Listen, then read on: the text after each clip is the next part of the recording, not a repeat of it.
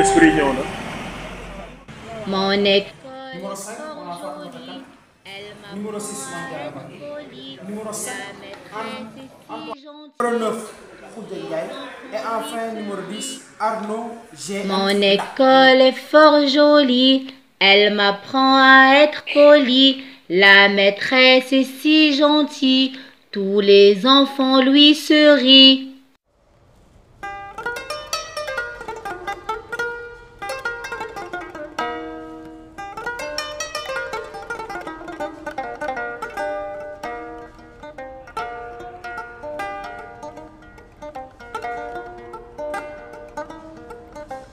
Numéro 3,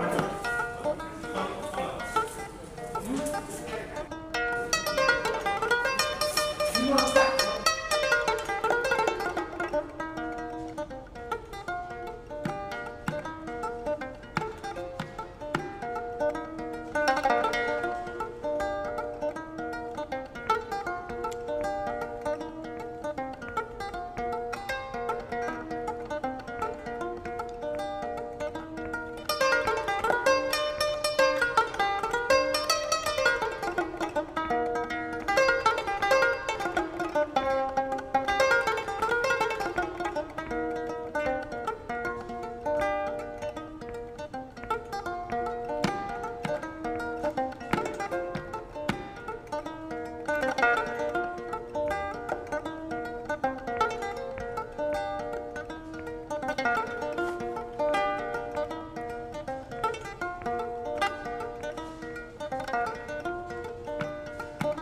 Voilà donc Diène Faye laa tudd nekk proviseur bu lycée bu Wadié ñëwoon fii tey Samba Yom ci cadre concours bi mon école mon trésor organisé mu nekk loo xam ne c'est bien mu nekk pour aujourd'hui la deuxième édition mu regroupé woon les bons élèves des établissements scolaires élémentaires ñu am mbégte cette année ñu yóbbu ko boole ci les écoles du moyen. Donc ma indi woon fi sama candidat en même temps ma représenté voilà les chefs d'établissement n'est-ce pas du SAO de Gossas di ciy bëgg nag di jaajëfal rek tous les membres de l'association pour seen initiative parce que jàpp nañ ne ñu ngi béy seen waar ci yoon bi gis nañ ne école comme ils l'ont dit résultats yi xaw na taggatémbe ñoom ñu ngi def lépp pour booster suñu résultat booster résultat xale yi dimbale xale yi ba nga xam ne li ñu bëgg ci école bi ndeysaan dañ ko mën a am incha allah voilà donc di leen jaajëfal une fois de plus merci beaucoup. waaw salaamaaleykum Touba bon maa ngi nii waa bokk Gossas yëpp donc man la Aliou Seynou Dieng président du collège de Gossas donc tey ñu ngi fi teewu ci concours mon école mon trésor boo xam ne Modou Ana Sarr moo ko jiitee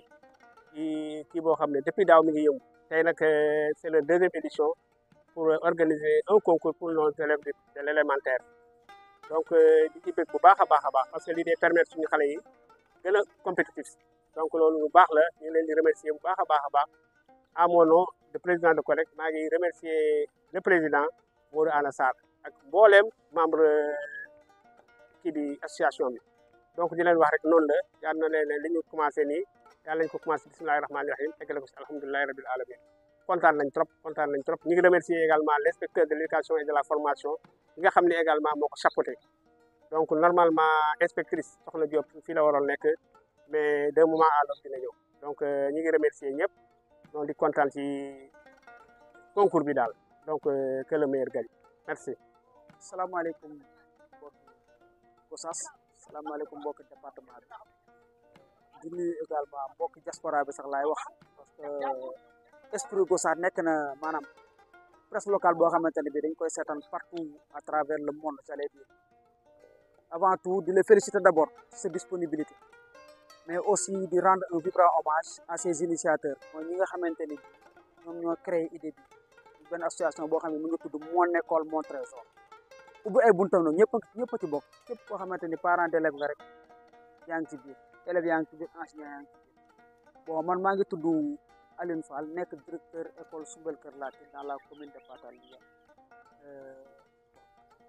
man maay j'ai été choisi par les membres de l'association Mon École Mon Trésor pour le choix des épreuves bon depuis d'avant on m'a doon tànn épreuve mathématiques ak français au niveau de l'élémentaire mu nekk également benn fierté parce que sur presque ay centaines d'enseignants ñu tànn la ci na yow yaay choisir épreuve yi pour plus de confidentialité et tout loolu aussi vraiment mérite bon moo wax mérite la sax mais sant yàlla la waaw maa ngi sant yàlla bu baax a baax bi ñu jàppee idée bi wax ko IEF kan ñu koy nuyu au passage depuis l'année dernière da leen moom moo joxe sama tur ñoom aussi ñu conduire ma depuis daaw yàlla mi ngi may suturaal nag vraiment affaire bi yàlla ci yoon ren moo nekk deuxième édition bi nous comptons organiser la finale le 30 ou bien le 31 mai quelque chose comme ça en tout cas daal muy idée bu rafet waaw di féliciter ñëpp nag waaw surtout les initiateurs di leen ñaanal li bëgg système bi ñoo ko xam yàlla leen ko yàlla def waaw yow tamit vraiment di la sant di la gërëm aussi ak le doyen Dieng tey weekend la mënoon a dem këram toog mais il ne l'a pas fait dafa ñëw pour magal ñu man quand je vois par exemple un Ousseynou Dieng nekk ci biir association bi di def di dindi maanaam di dem di ñëw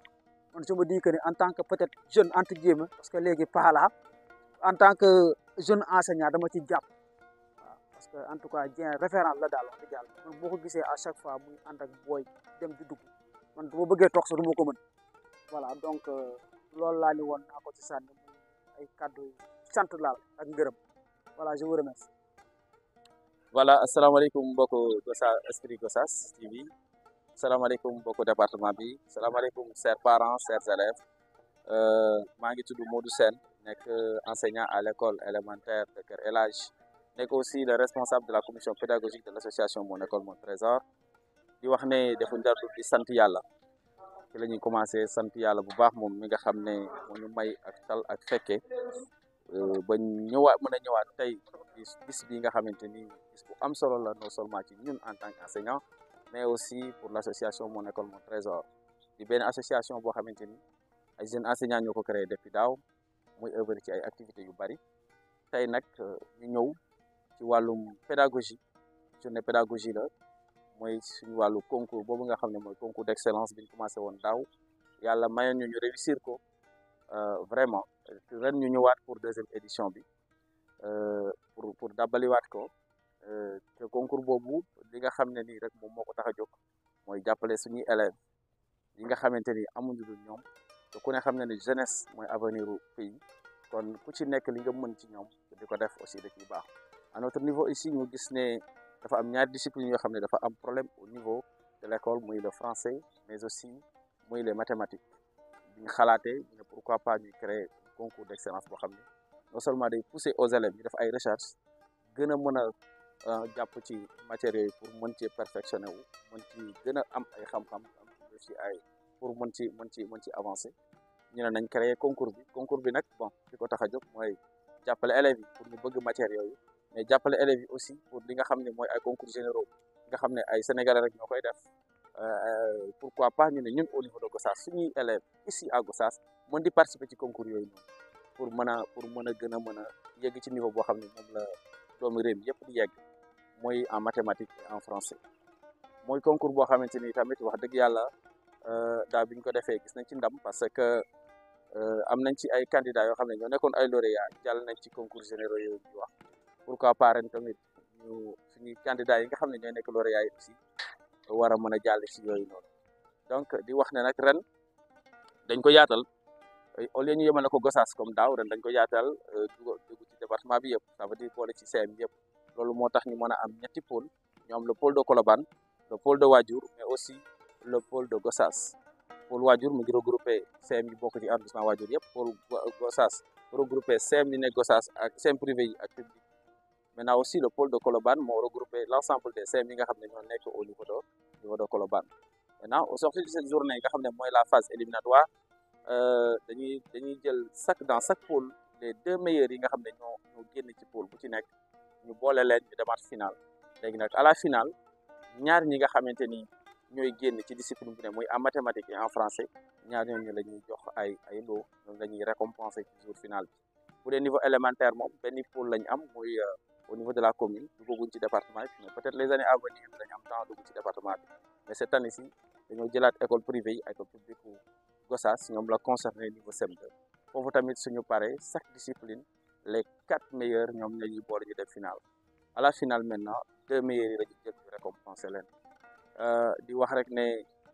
du ma jeexal samay kàddu te aussi remercier wu ma ñi nga xam ne ñoo ànd ak ñun ci liggéey bi à savoir l' inspection de l' éducation et de la formation de Gossas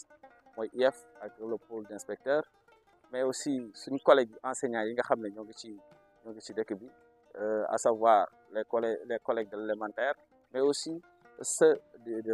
donc du collège yi nga xam ne à chaque fois lu ñu leen woo ñu ngi ci lu ñu soxla ñu ngi ciy jàpp kon duñu def dara du leen remercier di woowaat population de Gossas képp koo xam ne njàng ñor na la képp koo xam ne xele ñor na la nga ñëw dugal sa loxo ci association bi parce que dara tax ko jóg lu dul suñuy doom dara tax ko jóg lu dul suñuy jarbaat dara tax ko jóg lu dul njàng donc si ku ne xam ne xele mooy avenir u réew te xele pour mu mën a bokk ci ñi nga xam ne ñoo diriger de ëllëg réew mi faaw ñu mën a ñoŋal seen jàng faaw ñu am benn niveau d'étude te niveau d'étude boobu noonu dafa am ñaari discipline yu ci am solo torop muy mathématique ak français kon donc ñu ngi woo ñëpp pour ñu ñëw jàpp ci dugal seen i loxo ngir ànd ak ñu mën a yëkkati niveau éducation bu Gossas mën a jàppale suñu doom ak suñu jarbaat donc di terminer par remercier Gossas Esprit bi nga xamante ni donc moo ñëwoon pour couvrir ñu suñu événement di leen jaajëfal bu baax a baax di leen remercier di kontaan ci ñoom bu baax a baax donc merci beaucoup di kontaan ak ci ñëpp wasalaam merci.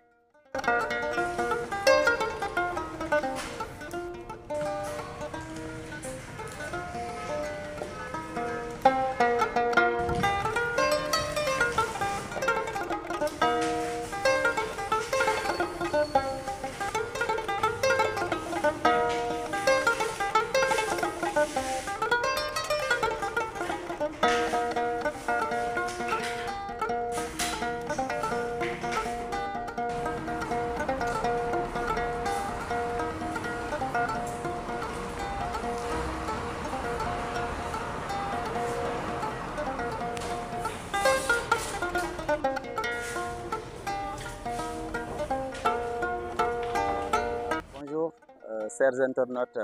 de l'Esprit Gossas, bonjour chère population gossassoise,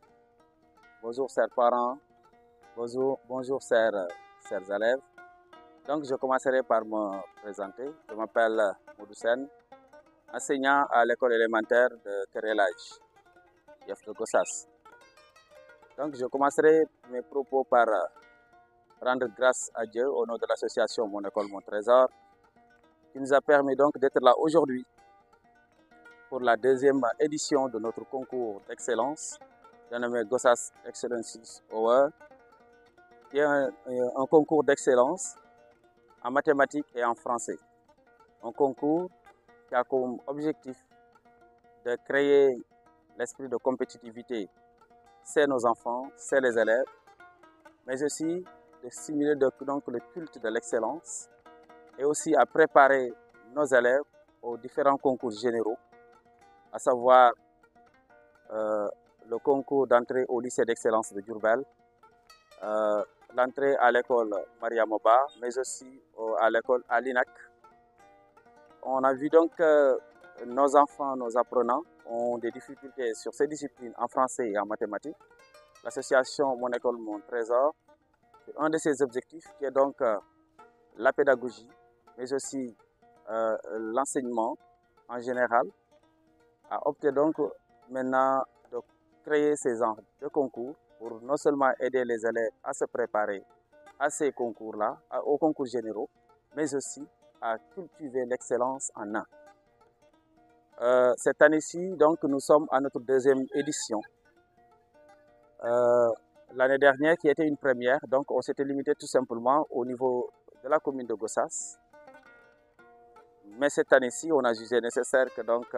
comme nous avons une association d'une envergure nationale, nous allons donc essayer d'élargir et entrer dans donc, le département. Ce qui nous a donc permis d'avoir cette année-ci au niveau collège 3 pôles. Le pôle d'arrondissement de Wadjour qui regroupe l'ensemble des CM de Wadjour, le pôle de Koloban qui regroupe l'ensemble des CM de l'arrondissement de Koloban et aussi le pôle de Gossas qui regroupe les écoles privées et publiques de Gossas. On a aussi le niveau élémentaire, le niveau CM2, qui regroupe aussi l'ensemble des écoles publiques et privées de la commune de Gossas. Donc, au sorti de cette première phase, on aura donc à avoir les meilleurs pour le collège, les deux meilleurs de chaque pôle, à savoir le pôle de Wadjour et le pôle de Colobane et le pôle de Gossas. Les deux meilleurs de chaque pôle seront donc retenus pour la finale qui se tiendra le 31 mai, Inch'Allah. Pour le niveau élémentaire maintenant, on aura donc on va donc retenir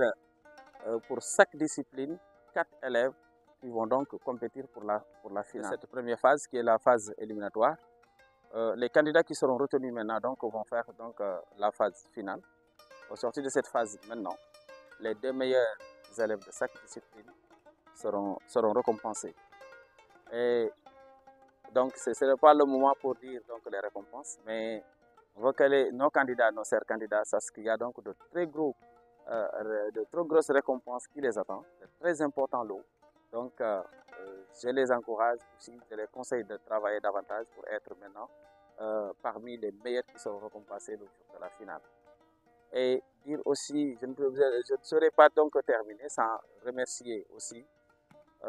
nos collaborateurs, à savoir l'IF de Gossas, mais aussi nos chers collègues de l'élémentaire qui n'ont ménagé aucun effort pour donc nous accompagner sur nos activités, et aussi les chers professeurs des différents collèges